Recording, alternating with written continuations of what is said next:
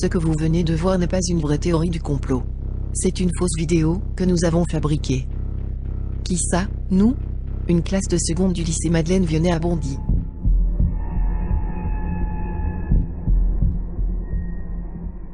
On est parti à un musée, qui s'appelle Le Bal. C'était en fait des photos faites par des professionnels, qui est fait sur différents angles, et en fait ça représente autre chose que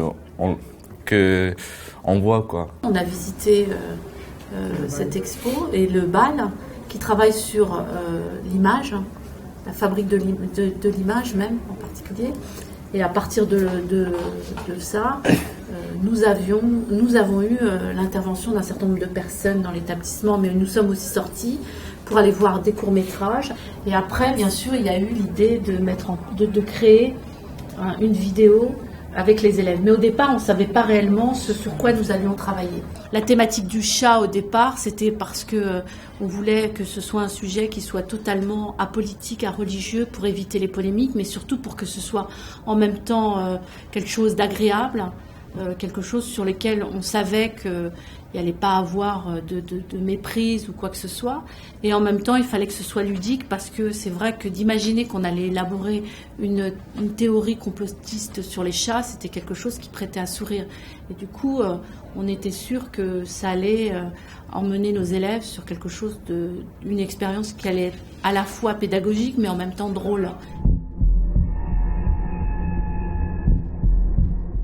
Quoi qu'on faisait, on était regroupés. C'est-à-dire que la classe, elle n'était absolument pas dispatchée. Il y avait l'ensemble de la classe, et c'est à l'intérieur des séances qu'on divisait les élèves. Tout le monde était impliqué dans le travail, du coup. Enfin, tout le monde était impliqué et tout le monde donnait de soi. Auparavant, en fait, quand je travaillais en équipe, il y en avait au moins toujours 2-3, sur un groupe de 4, il y en avait toujours 2-3 qui foutaient rien. Et du coup, il n'y en avait que 2 qui travaillaient.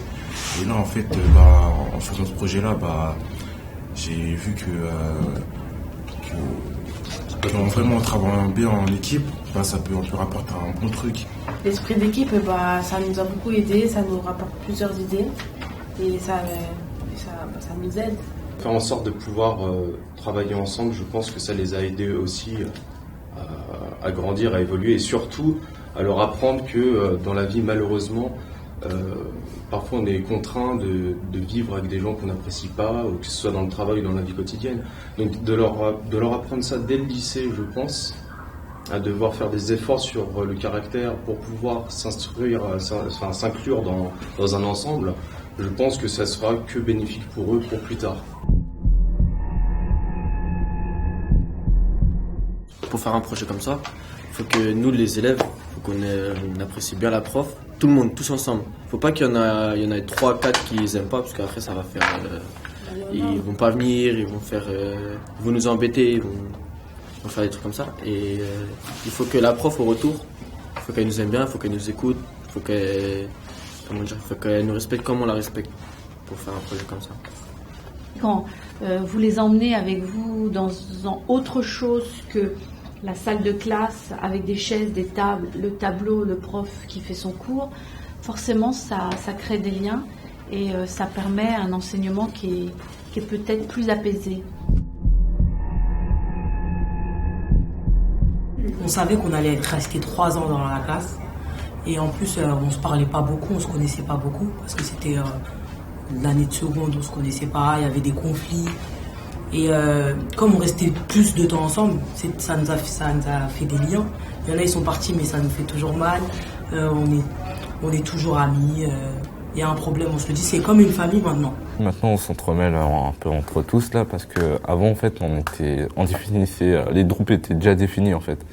On se réunissait avec les gens qu'on connaissait. Mais maintenant, on se mélange un peu avec tout le monde, quoi. Avant, pour nous, les profs, c'était les profs.